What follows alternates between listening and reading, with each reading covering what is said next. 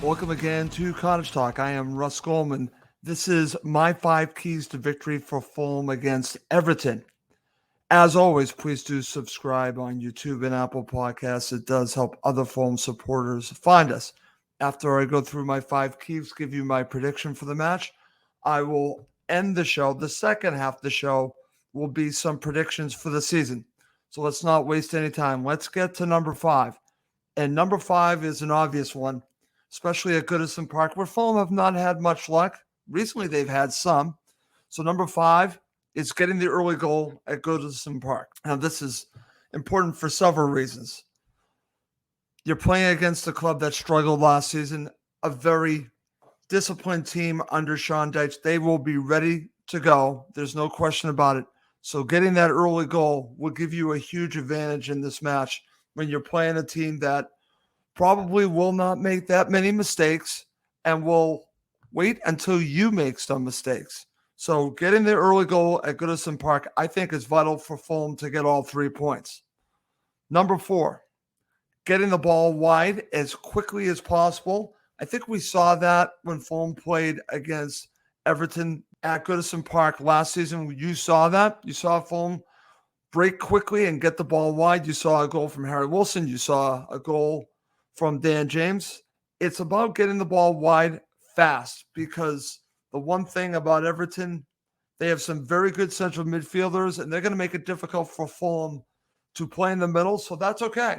I think if Fulham get the ball wide, they're going to have some joy out there, but they're going to have to break quickly. They do have some pace with their fullbacks. And of course, you have Willian and Harry Wilson that can get down the flanks. So for me, this is a key to this match, getting the ball wide as quickly as possible. This has to be very quick. Number 3, and this is a big one as well. Fulham have to be defensively sound on the counterattacks and also defensively sound playing the ball out from the back.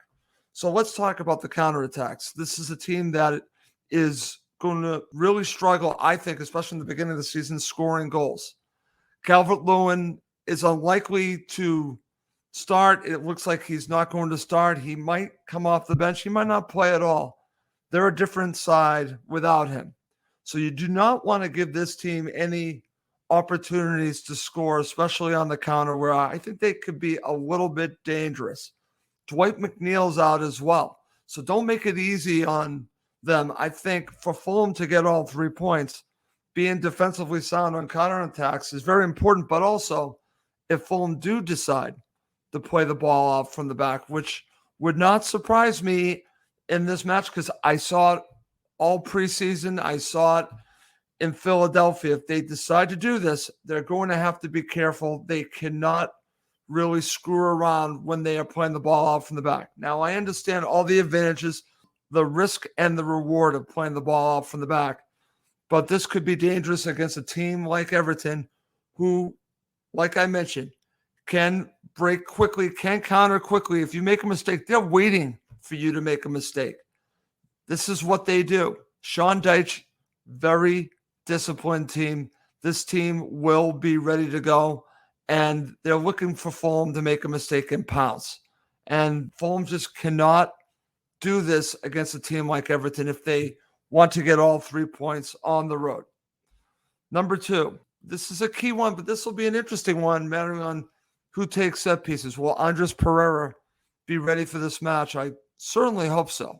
If he is available for the match, I think this could be a huge key for Fulham. Fulham have, for the past year, been very dangerous on set pieces, especially with Andres Pereira. So for me, this could be a key in this match. If he is not available, Willian will be very dangerous as well. But Fulham have scored a lot of goals last season from set pieces. So for me, this is going to be a massive part of the game.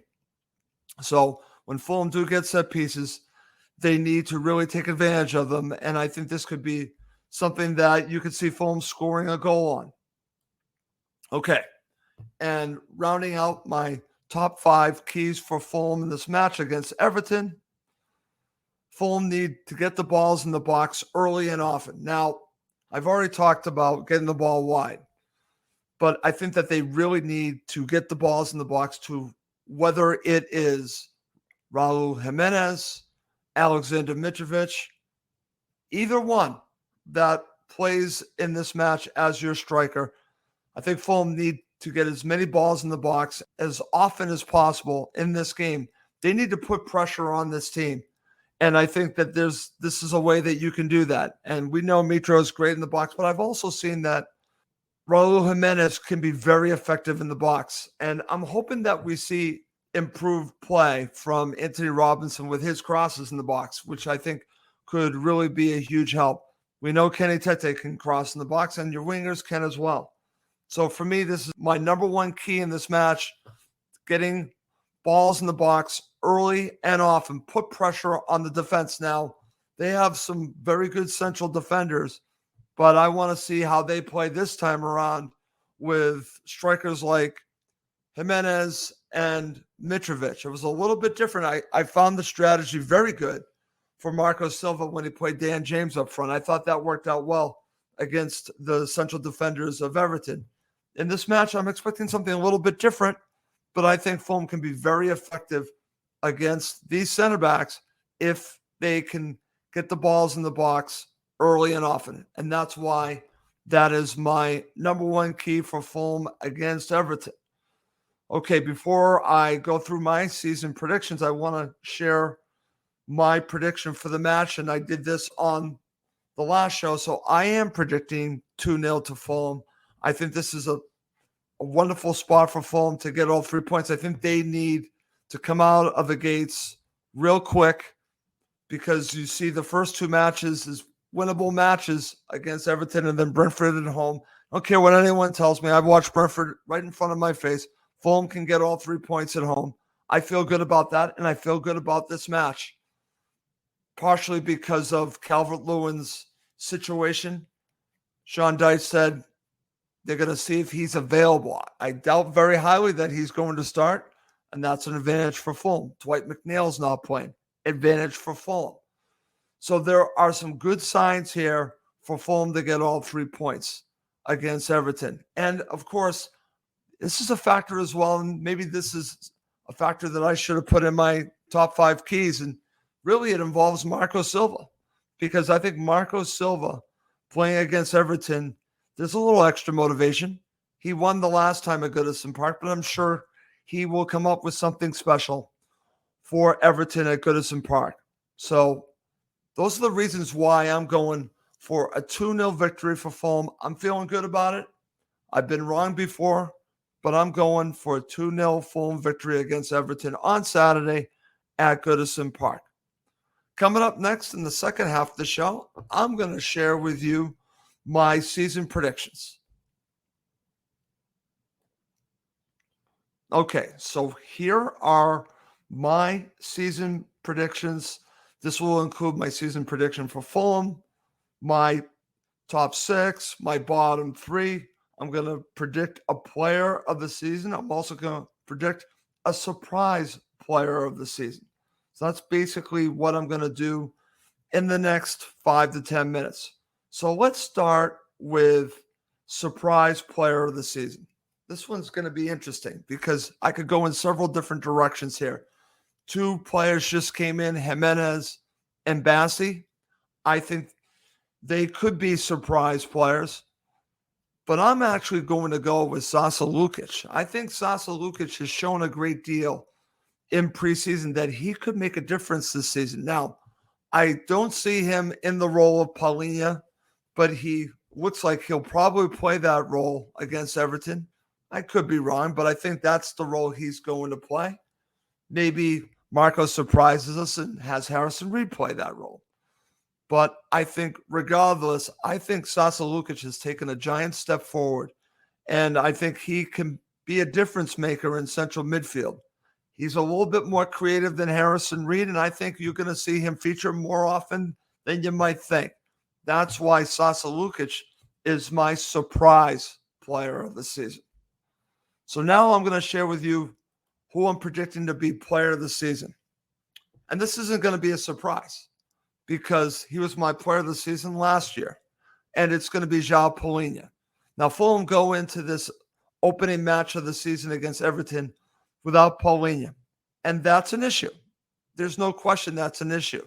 We'll see how Sasa Lukic and Harrison Reed can make up the difference of playing without Paulinho. But what's interesting, Fulham have done this all preseason, except in the match in Philadelphia, you did have Paulinho, but he was playing at center back.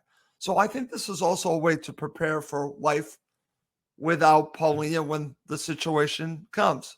Fulham have not shown the ability to win without him. Hopefully they will. But Paulinho is so valuable to everything that Fulham do. When he does return, and I think it's going to be sooner than later, he will have a huge impact on the side. And he did last season. I don't see anything changing from that. There are some good candidates for player this season. I could say Mitro because I believe Mitro will stay at Fulham. Could go to Willian. Baron Leno is always a good candidate. But I'm going to go with João Paulinho. I think he's Fulham's best player. That's why I'm predicting he will be player of the season. Okay. Now it's time to name my top six. And here are my top six for the Premier League. I have Arsenal, Manchester City, Manchester United, Liverpool, Chelsea, and Tottenham. Those are my top six. I left Newcastle out. I left Aston Villa out. I left Brighton out. I just feel that the top six will be this top six. This is how I feel about it. I think Newcastle is going to take a step back. I think Brighton will as well, playing in Europe. So I think that's going to affect them. And I just don't think Aston Villa is as good as people think they're going to be. That's just my thoughts. I've not seen them deal with any adversity. I think they will this season. I think they will be a surprise team to not be in that top six, because I think many see them as potentially being the top six. I don't think Aston Villa is going to be in there. That's why I'm going with this as my top six, and I have Arsenal winning the title. That's just the way I am. I'm going with Arsenal. Now, my bottom three is interesting. I am going to go with Luton, Sheffield United, and unfortunately, I'm going to go with Wolves. And I don't want to go with Wolves, but I am going to go with Wolves based on their situation. I think that this is a mistake changing the manager the way that they did. I know that they're having some financial issues. So that's why I think that they are in serious trouble. So that's why I have Wolves in my bottom three. But I would not be shocked if you see Nottingham Forest in there either. I think that's the team that could be there. And I'm not completely sold on Burnley. I know everyone's sold on Burnley. Burnley, I think, could either have a great season or be in a relegation battle. So don't count Burnley as being safe here. I think they could struggle.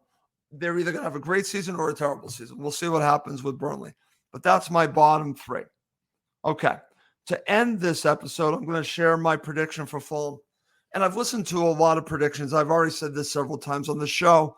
So this is not going to be a shock of my prediction. I've not changed my prediction. I'm going to continue to say 7th for Fulham. Now, when you look at the players that have come in, that's encouraging. They've kept key players, Mitro, Willian, Paulinho. The manager is still here. They're going to add players to the mix. This is the main reason why I think Fulham are going to be better than the experts think. Even Fulham supporters, I know, are not, many of them, feeling as good about Fulham as I am at this moment. But this is how I feel. I am an optimistic person, but I know that they're going to be making a lot of more signings. I'm saying they're going to make about 5 or 6 more. So this is not what Fulham are going to be at the end of the window. So that's why I am feeling good about what they have, because I think that they already have a good, solid foundation. You're just going to be adding to it, which is going to make them even stronger. That's why I'm not wavering on this. I've got Fulham 7th. I think I'm going to be right. Let's see if I'm right at the end of the season. That's going to do it for this episode of Cottage Talk. As always, please do subscribe on YouTube and Apple Podcasts. It does help other Fulham supporters find us. That's going to do it for this episode. My name is Russ Goldman. Thank you as always for watching and listening to Cottage Talk, part of the talkSPORT Fan Network.